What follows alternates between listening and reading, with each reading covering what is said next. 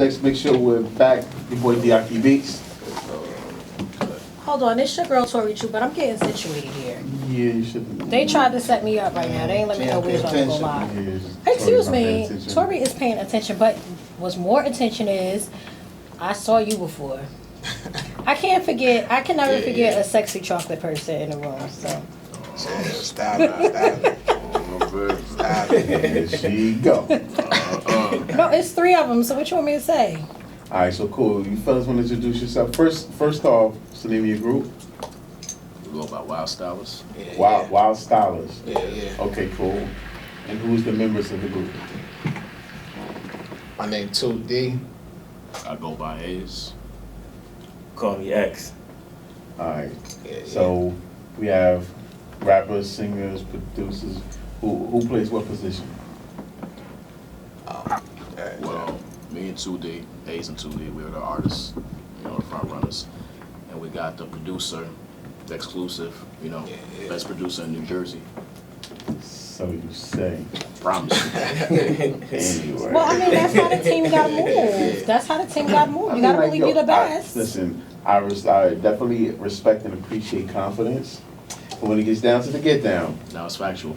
we'll have to see. Okay. It's factual. My guy. All right. So we gonna make sure Okay. AA Press. We make sure that first record that they pump, that He pump, produced. I produced it. it has to be one that he produced because we keep a very honest ear here. Word. So okay, but we're putting the carriage before the horse. We're here to talk to y'all more. I That's got dope. you. That's dope. Right. Yeah. Definitely. So where you represent? Where you from? From North. Okay. He's from Mexico. East Orange. Hometown. Yeah. So that's what we rap, Essex County, Jersey, all day. All right. So how long you fellas been at this? Oh, man. We some old ones. I mean, we've been doing it for a while. Professionally, though, I would say about like 7 years, right? Professionally, yeah. Yeah. So when you say professionally, this means you basically are getting paid to work. Yeah, you can say that. All right, so cool, because we have a lot of artists that check us out. So how were you able to make that transition? Belief. You gotta believe in your. You have to believe in your product, basically. Yeah, You know what I'm absolutely. saying? Yeah. You can do things like merchandise. You can do things like, once you invest in yourself, the money's gonna come. Right. Simple. And we built a machine around us. I mean, we did everything on our own from jump. And then we just learned how to build a machine around us from PR to booking agent. Just make sure everything's correct. So that's how we've been moving. So you said you have merch. You deal with shirts. But what happened? hats, We outsource. We have we have a friend of ours who actually handles a lot of that when we're there with it. Right. So what we would do is probably go to a show, have send a couple things with us, and then from there, we just make a couple dollars. Yeah. Gotcha.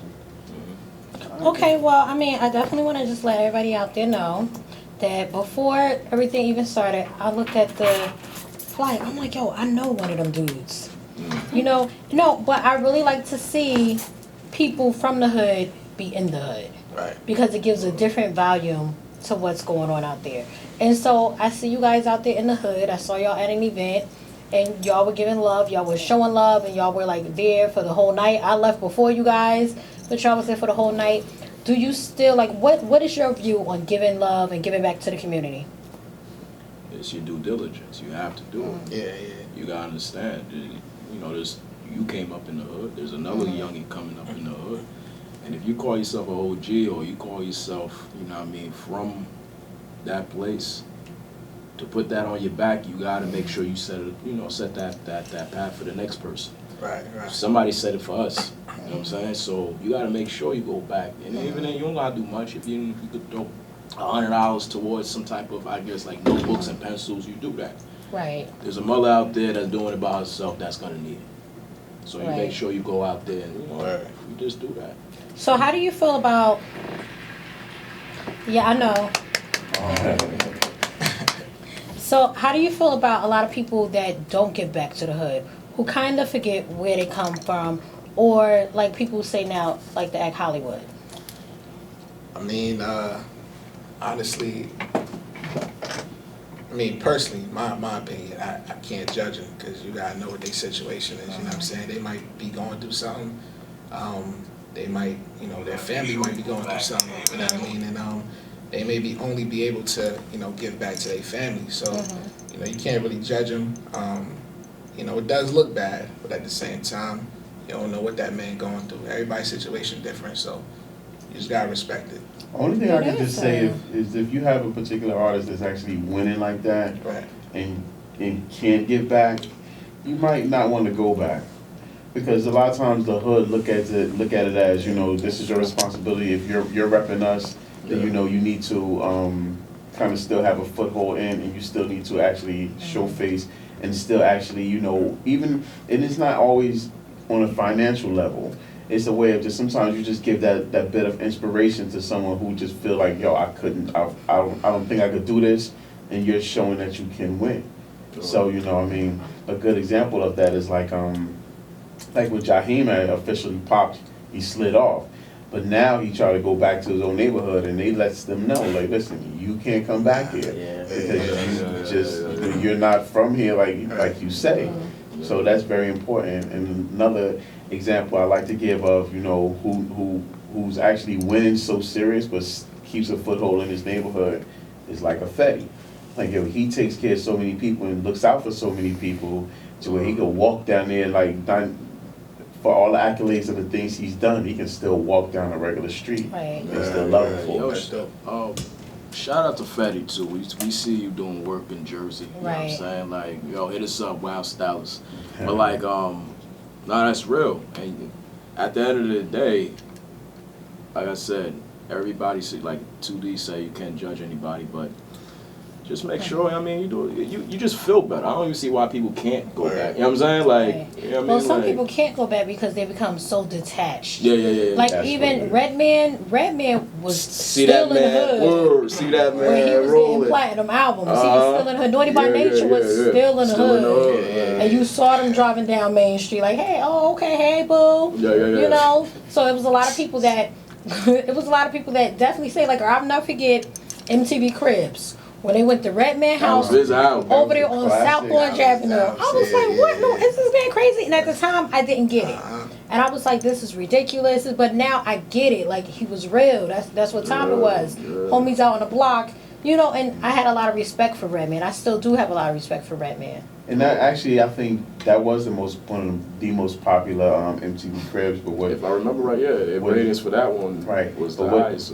what he explained was, he was like, you know, because when they first started, they came to him. They was like, well, listen, we're gonna rent this house for you. We're gonna rent this car. And he was like, I don't live like Nah. that. He was like, and I'm not gonna have my people real. think Yeah. I live like that. And Like, the they'll be doorbell at my house. Yeah. Like, I think he had somebody sleeping on the floor. Somebody- Like, yo, you don't get more realer than that. Like, word. And Like, the doorbell didn't work. Word, he was like- excuse this. put these two wires together. yeah. So, Nah. and this is why a person like him, like, you know, who's so well respected in the music game, can still walk down a regular block and they like to shake his hand like, yo, because like, yo, he has a level, people respect him, and he's never forgot, and it's inspiring for, you know, kids too to be like, yo, like, Yeah, definitely. he's done it, he's done something real amazing, he's still, you know, he's still one of us, so you could do it also. Absolutely. I mean, but honestly, I'm gonna play the devil's advocate real quick.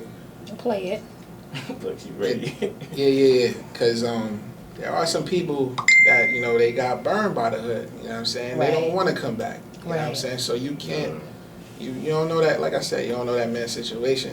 You know, like he might have somebody that, you know, just don't like his family or his cousin or something, like his mother. You know, so he don't want to come back. It's like this hood ain't show me no love. So you know.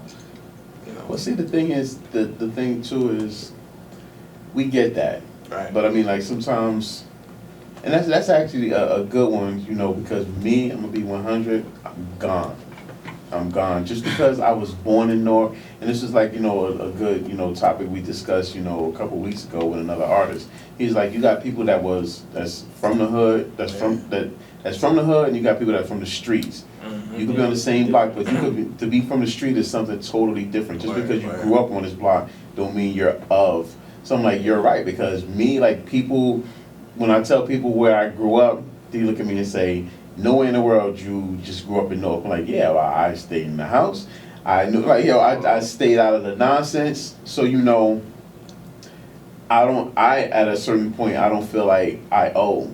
But I would still try to look out because I do know, I mean, I have a big family and a lot of young cousins, so I would never want to be detached from them. Right. So I would still kind of like, you know, keep, you know, at least close to them, but not too touchable to where you could be set up. Pretty much, Yeah. pretty much, you could still help out. You don't gotta be in a situation that, like, you don't gotta live there to help out. You could still help out from a distance. Right. And you know what? And that's kind of a conflict because with me, my best friend, she grew up in South Jersey, and I had a few friends that grew up outside of the hood, and they didn't turn out as good as me. I think I turned out really well. And you know, I'll tell people it's a. I'm messing with you. I'm messing with you. As a matter of fact, let me not say I think I know I did. All right, mama. All right, but the hood teaches you and it molds you and it forms you. And I grew up in a lot of chaos, And for me to move out the hood, and I know I'm at a place now where I can psychologically, it's hard. And I didn't think about this until last week because I'm like, every time it's time for me to move out the hood, I'm like, well, I don't know because I gotta do this, and you know, and then it just appeared. I'm like, yo, but I love Newark. Right. Like with all the violence, with everything, because I see so much potential. I love Newark. Yeah, I love It's a it too. struggle for me to move out of the hood. Right. And I'm trying to prepare myself like, look, T, you gotta get ready to get out of here. But it's hard for me to do that. So when I see people that become so unattached, I know that people have been burned. I've been burned from the hood. Like, don't just steal the car. Don't break into it. Take the whole car, because then insurance makes it worse. Just take the whole car, right? Don't steal parts. Take the car. All right.